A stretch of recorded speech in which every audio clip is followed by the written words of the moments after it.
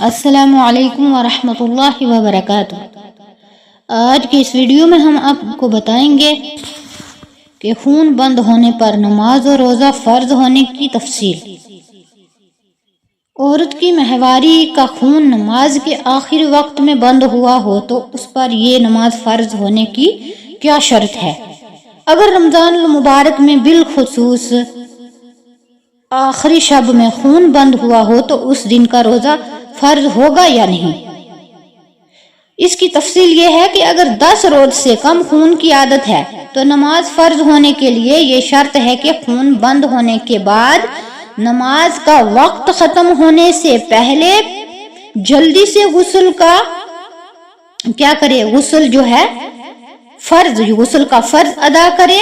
تکبیر تحریمہ کہہ سکے، یعنی جلدی سے غسل کر کے غسل کا جو فرض ہے وہ ادا کر کے اتنا وقت ہو اس کے پاس کہ وہ تکبیر تحریمہ کہہ سکے۔ اگر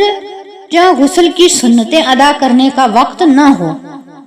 یعنی اس کے پاس اتنا وقت نہ ہو کہ وہ سنتیں ادا کرتی رہے، صرف اگر فرض ادا کرنے کے لیے اس کے پاس اتنا وقت ہے جتنے وقت میں وہ تکبیر تحریمہ کہہ سکتی ہے، اور پورے 10 روز خون آتا ہو تو اگر وقت ختم ہونے سے صرف اتنی دیر پہلے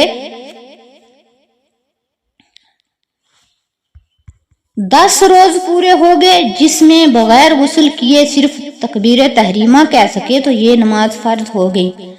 یعنی اس کا مطلب یہ ہے کہ اگر 10 روز پورے ہو گئے اور اس کے پاس وقت غسل کرنے کا نہیں ہے، صرف ایک اللہ اکبر کہنے کا وقت ہے،